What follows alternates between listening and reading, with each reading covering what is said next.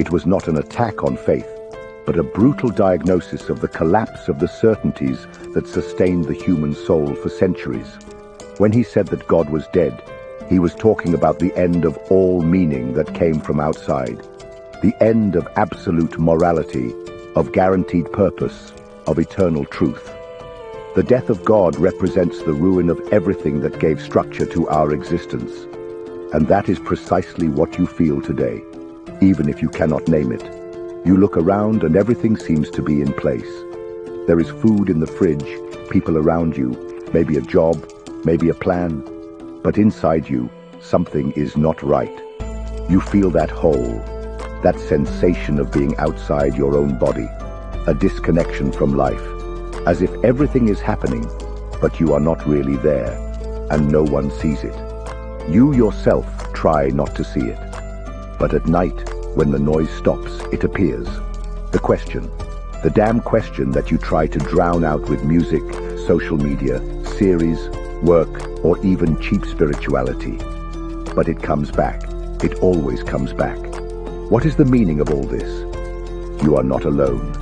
And more importantly, you are not wrong for feeling this way. The truth is that we live in a world where the ancient gods have died, but we have not yet created anything to take their place. We grew up hearing that we should study, work, build a family, be good citizens. But at some point, this narrative that seemed to make sense begins to unravel. You start to realize that what was promised to you does not fulfill. You followed the script, and still you are empty. That's where Nietzsche comes in.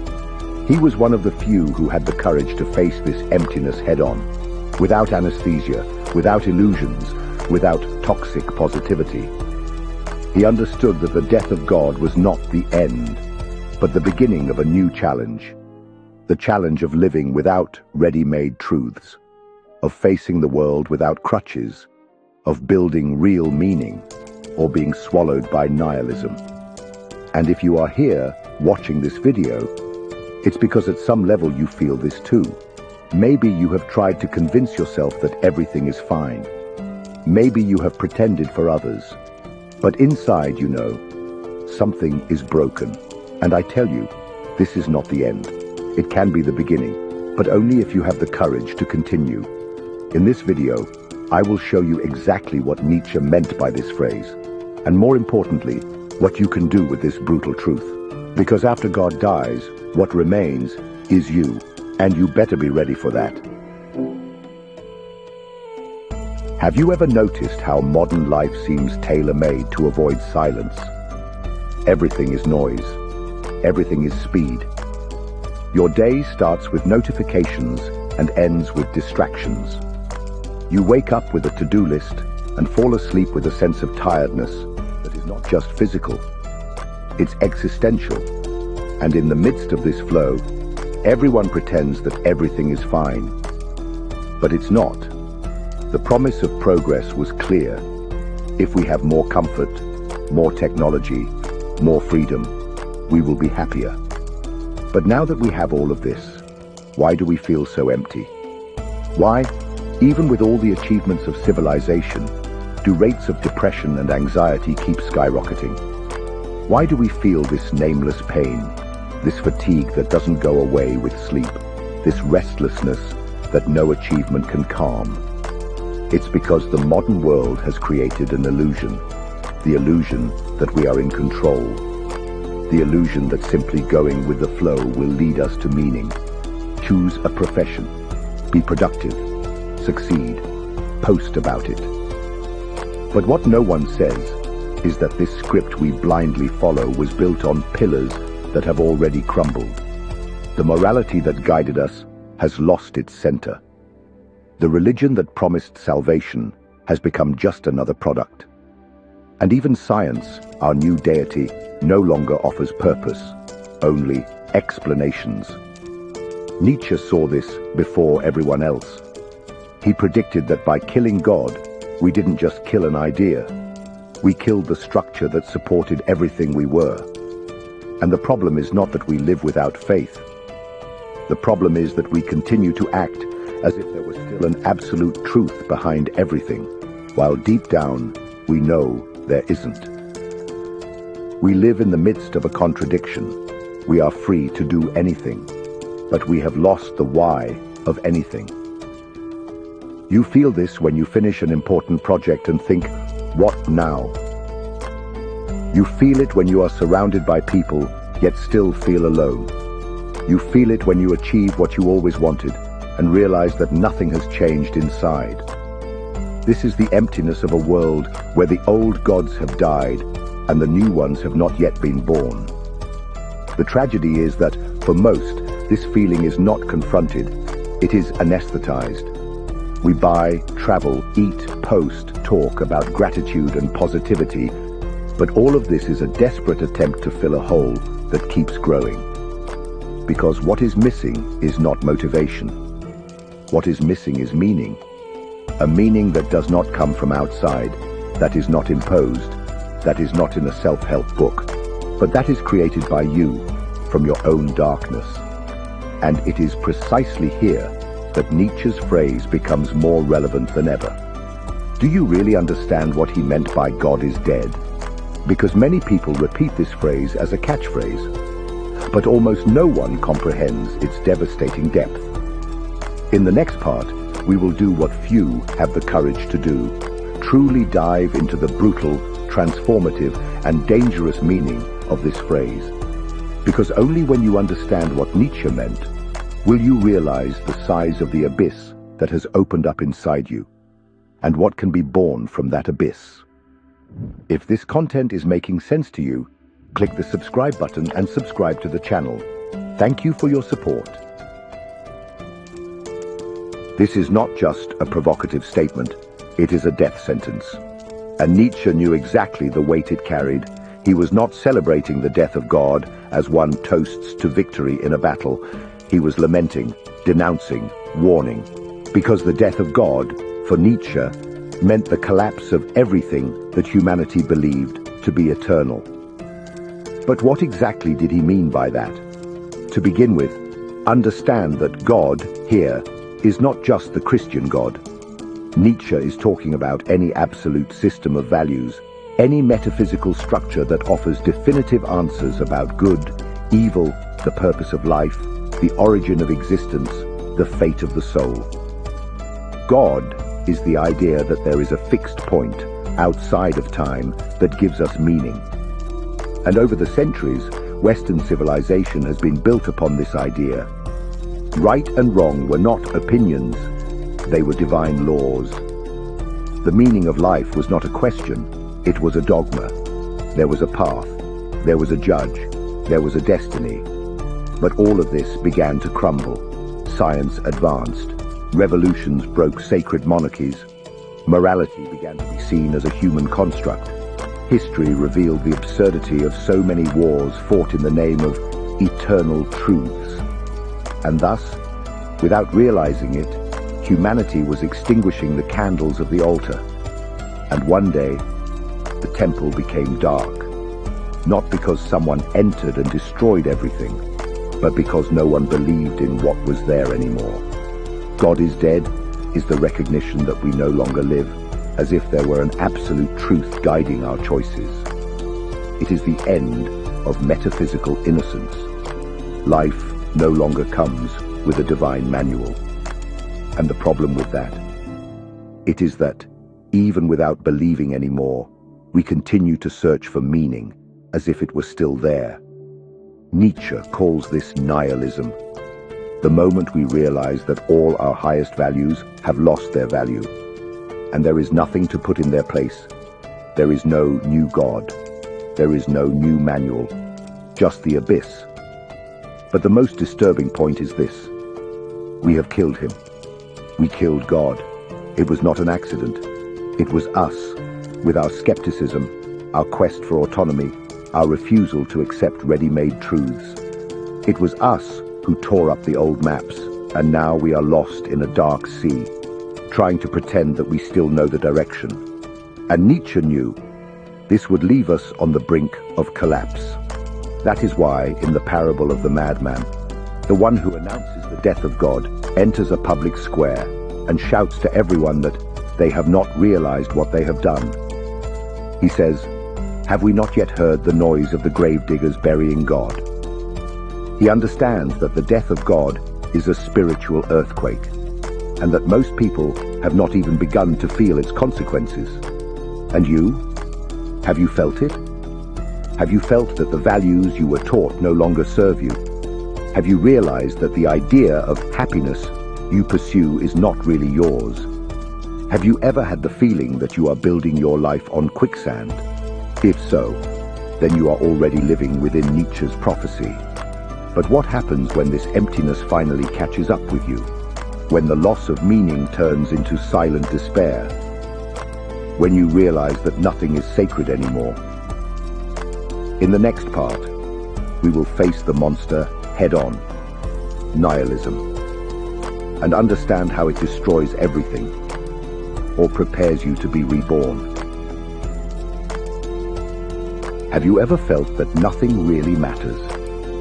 That everything you do, waking up, working, smiling, completing tasks, pursuing goals, is being done out of inertia, as if your life were a script already written by someone who doesn't care about the ending?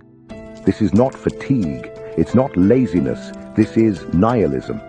And Nietzsche not only predicted it, he lived it. He described it with the precision of someone who plunged into the abyss and returned to tell what he saw. Nihilism occurs when all the values that supported your worldview crumble. When the ideas of good, evil, success, failure, right and wrong reveal themselves to be arbitrary. When you understand that the universe has no secret plan for your life, that there is no hidden logic ensuring that everything will make sense in the end, and worse, that perhaps it never existed. This is the moment when the human soul stands naked, without faith, without purpose, without ground. Nietzsche called this passive nihilism, the collapse of vital energy, the state of mind in which the individual gives up seeking, gives up creating. He settles into the absurd, lives out of obligation, consumes to fill holes that never close. Everything seems tasteless, colorless, meaningless. He is content to survive and disguises this despair with routine, distractions, and irony. The typical phrase of the passive nihilist is, "Nothing really matters." But this is not clarity. It is cowardice, because nihilism is not the end. It is a stage, a process, a crossing. The problem is that most people stop halfway. Nietzsche believed that nihilism was a necessary symptom of the evolution of consciousness, but he warned, if you are not strong enough to cross it, it will consume you. And how it consumes. It disguises itself as indifference, but inside it is pure despair. It acts as if it is fine, but feels an emptiness that tears at the chest at night. It laughs, but feels no pleasure. It talks about freedom, but is paralyzed. Because when everything loses meaning, even freedom becomes a burden. Nihilism is the desert of the soul, and many get lost forever in this place. But Nietzsche did not want you to die in that desert. He wanted you to cross it, to burn everything that was not yours, and discover what remains standing after the destruction. Nihilism, according to him, can be the pain of the birth of a new way of being. If you have the courage not to anesthetize yourself, not to retreat, not to seek shelter in ready-made false promises of meaning, you can emerge from nihilism stronger, clearer, and freer than ever. But there is a price, and that price is suffering. The raw pain of facing the truth, the loneliness of having no answers, the anguish of having to build meaning with your own hands. And Nietzsche knew this. He lived it. In The Gay Science, he describes this pain as a kind of violent purification, necessary for the spirit to become deeper, sharper. The pain that tears you from the surface and forces you to dive. And that is exactly what we will talk about in the next part. Because the suffering you are trying to avoid may actually be the master that will show you who you really are, and perhaps the only real chance of rebirth. Most people flee from suffering as if it were a system failure, as if feeling pain were a sign that something went wrong. We are taught from an early age to avoid everything that hurts, to seek comfort, security, stability. The idea that life should be good all the time has become a modern dogma. But Nietzsche believed the opposite. He saw suffering not as a mistake, but as a requirement for greatness. In Nietzsche's view, suffering is the true laboratory of the soul. It is there in sleepless nights, in painful breakups, in existential crises that you are forced to confront what lies behind the mask. And it is there that the truth resides. He writes in The Gay Science that only suffering, great suffering, ultimately frees the spirit, because only it has the strength to break the illusions you have been protecting yourself with. Only it can tear the veil of the lies you tell yourself every day. Do you want to know why you are lost? Because you were never allowed to descend to the bottom of the well. Because you were taught to cover the hole with distractions, with ready-made phrases, with light therapies and superficial self-care. But Nietzsche knew, and he warned, that the depth of the spirit is born only when you descend, when you sink, when you are broken in such a way that there is no other option but to rebuild yourself from within. He himself went through this. Nietzsche lived sick, isolated, rejected, and immersed in existential doubts. He experienced the intimate despair of someone who has lost everything: health, faith, love, friends. But it was in that desert that he wrote his greatest ideas, not despite the pain, because of it. Suffering for him was a furnace, a trial that burns away everything that is false, everything that is fragile, everything that is inherited. What remains is you, naked before existence, with no escape. You only discover your strength when you have nowhere else to lean on. You only understand the value of life when you feel the weight of your own mortality. You only become true when you are willing to lose everything, including the idea you had of yourself. Nietzsche did not believe in redemption without confrontation. There is no real growth without real pain. Every authentic awakening is preceded by a crisis. Every true transformation requires traversing the darkness. There is no light without shadow. And it is precisely at the moment when everything seems lost that something new can emerge, something stronger, more real, more yours. But be careful, do not confuse this pain with empty suffering. Nietzsche speaks of a suffering that purifies, that transforms. It is not about victimizing oneself. It is not about sinking into self-pity. It is about looking pain in the eyes and asking, "What are you trying to show me?" It is accepting that perhaps what is eating you inside is the part of you that needs to die for the new to be born. And this leads us to the next step. Because now that everything has crumbled, now that you have faced suffering head-on, comes the hardest part, the most dangerous part, and also the most liberating. It is time to rebuild meaning, but not with ready-made recipes, not with recycled dogmas. It is time to create, from scratch, the foundation of your own existence.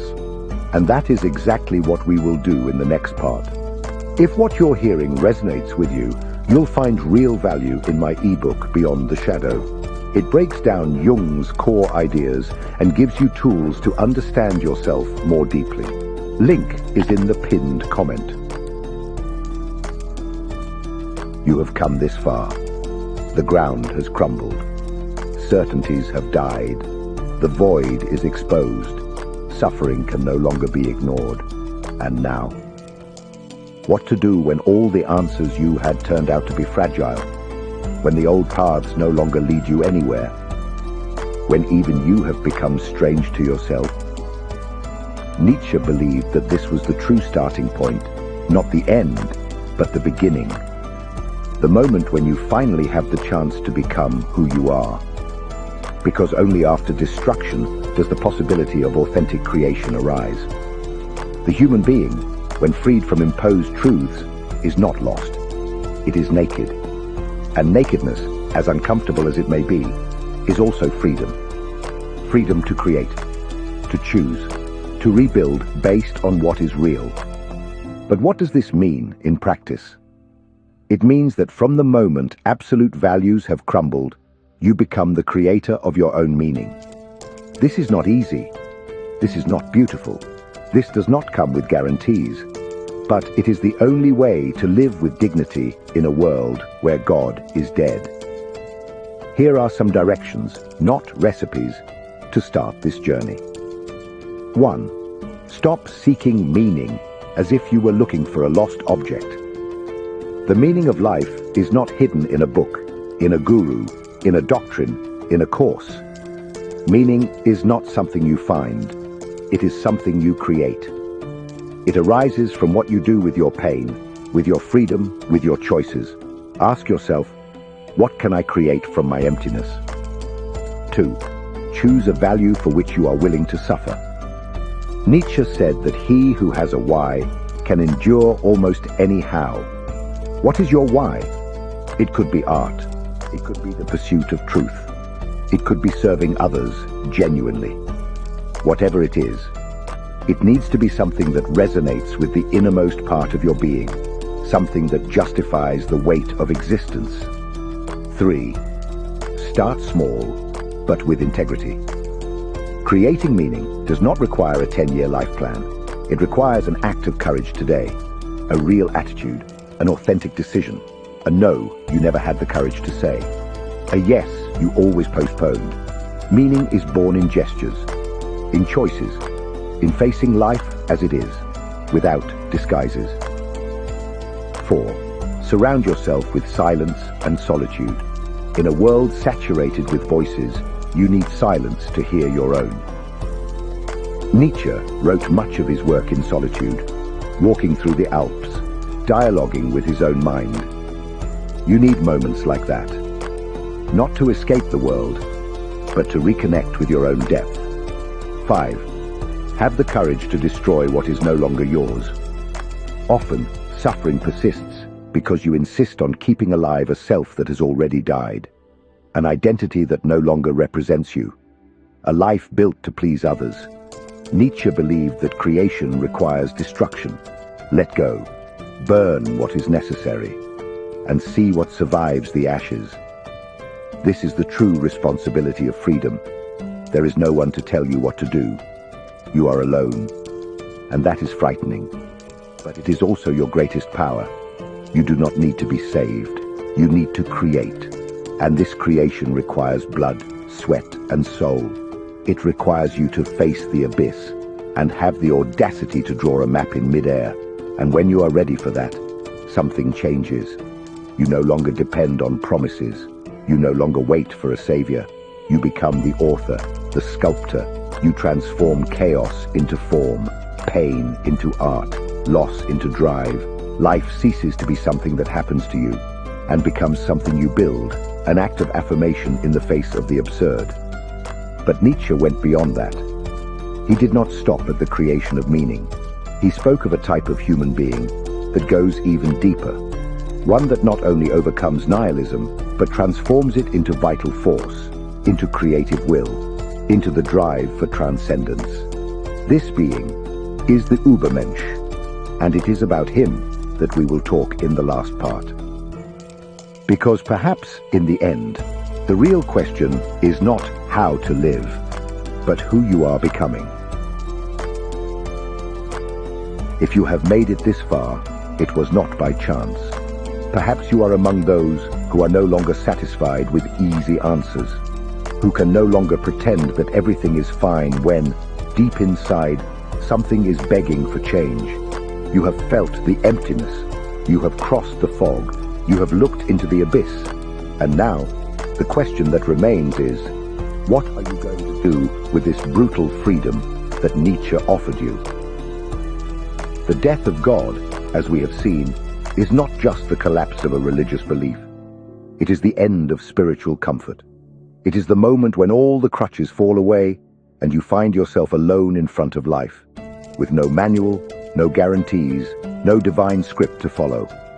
But in this cosmic silence, where so many get lost, Nietzsche saw the possibility of the greatest act of human courage, to create oneself.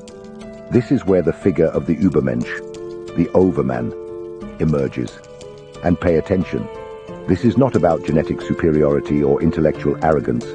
It is about transcendence, about overcoming the conditioned, reactive, resentful human form. The Übermensch is one who does not limit themselves to surviving in nihilism, but uses it as fuel to affirm life in its entirety, with all its pain, chaos, uncertainty, and beauty.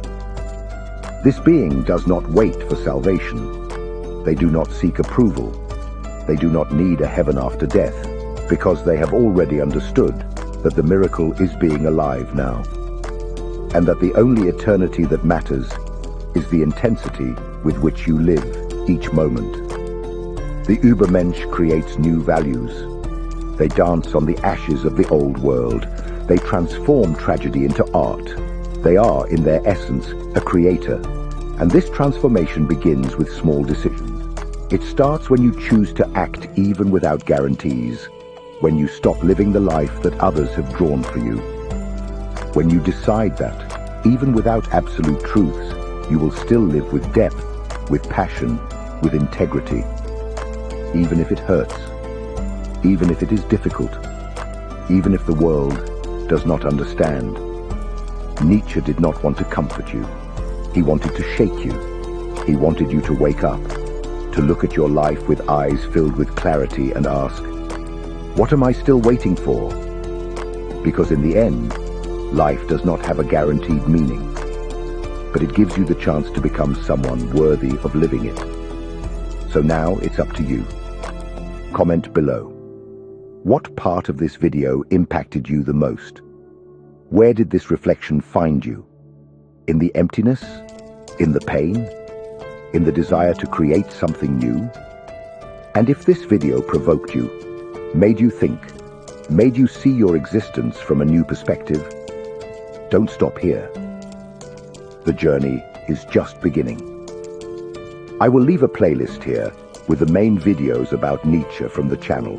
Each of them delves even deeper into this philosophical crossing, because understanding Nietzsche is not an event. It is a process, and this process can change your life. After all, now that God is dead, what are you going to create in his place? See you in the next video.